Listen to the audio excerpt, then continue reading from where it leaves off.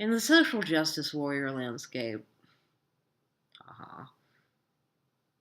the oppression Olympics of marginalization centers my psychiatric disability until this one-trick pony, ponies, desperate 15 minutes are up, when someone with a worthier marginalization steals the spotlight. With more legitimate pain, judiciously balanced by less privilege, wider word choices, and outfit choices. You're alive and housed. Isn't that enough? Quit greedily chasing fame, you spoiled, narcissistic bitch, is the subtext I read into each and every rejection email. Publishing unpaid in online magazines, small price anthologies, showing mixed media oil paintings in rural galleries, never for sale.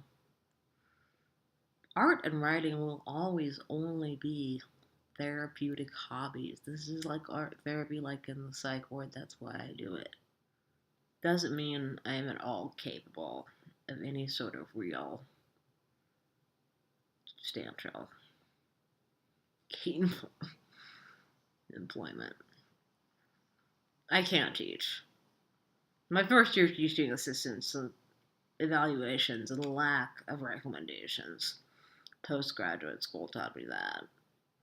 Show me a writer who doesn't teach, isn't moonlighting as a hooker, yet makes a sustainable living. That's a fucking unicorn.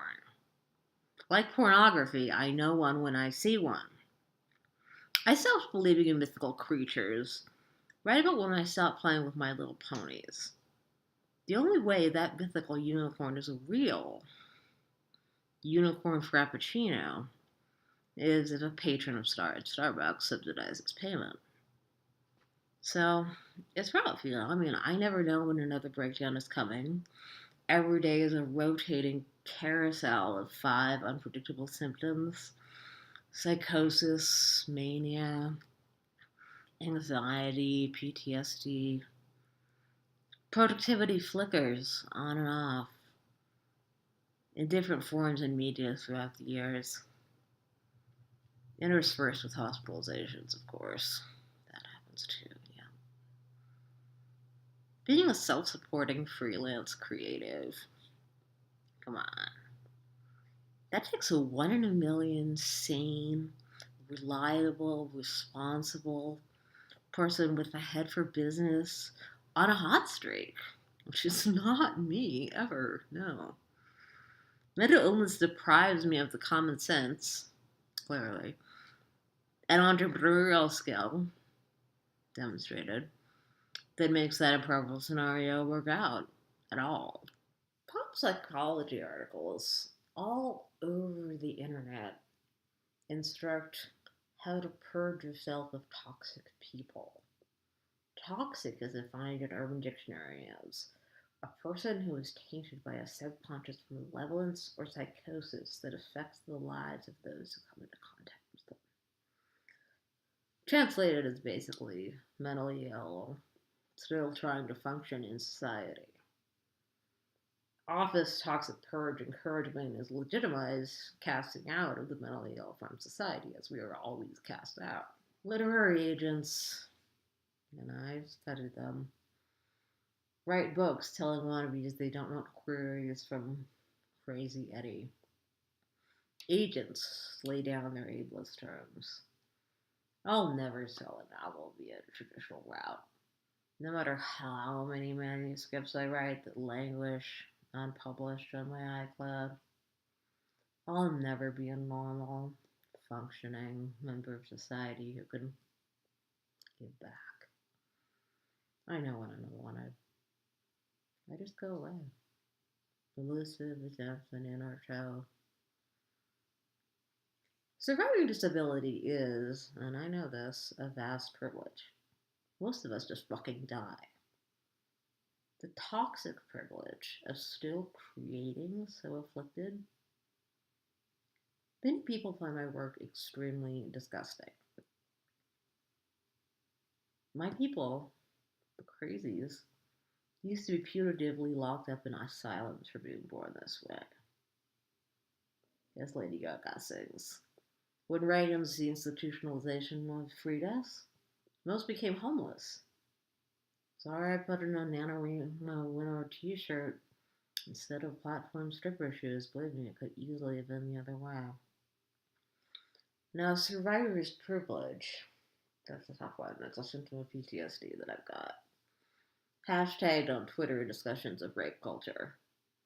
Veterans often commit suicide over survivor's privilege. Okay, so it's not like it's that much of a picnic to survive. Because it's hard to live with oneself after you've been surviving a war in which everyone else fucking died. Okay? My life is a war. My domestic partner committed suicide. I take a veteran's level dose of PTSD medication every fucking day.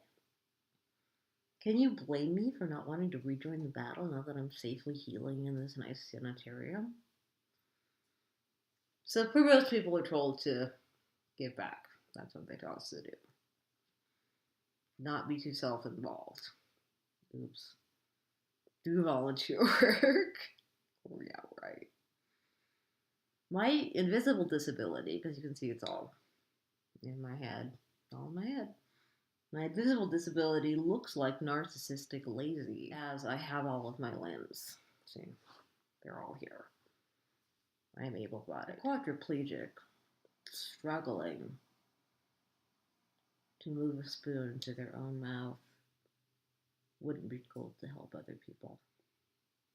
Even if their fancy private nursing home gave them the really good kind of pudding. Why did my neurotypical friend suggest I do volunteer high school tutoring? Can you imagine? For good karma? He said. Can a fucking amputee afford to care about good karma?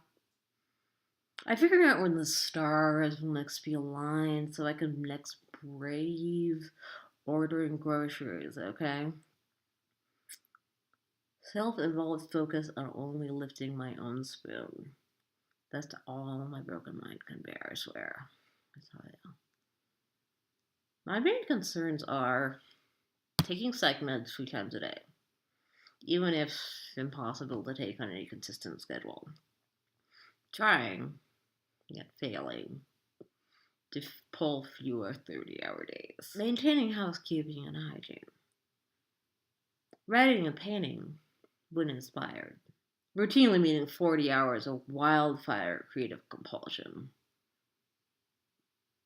followed by 20 hours of sleep. I am compulsively incapable of doing anything else, helping anyone else. All I can do is live in seclusion with a low-maintenance cat. My dearly departed paternal grandfather used to punctuate his lectures with the phrase, "The thing of it is, the thing of it is, I can't give back when there's nothing left to give." The same grandpa who lived in this house of the rising sun I live in before me passed down the same genes for the schizophrenia that I've got. They both came from the same place, okay? My grandfather. Kind of a fraud inheritance. So I have this ancestral home, yes, I do have a place to live, but I share it with the voices in my head, and I am constantly crazy and tormented within it.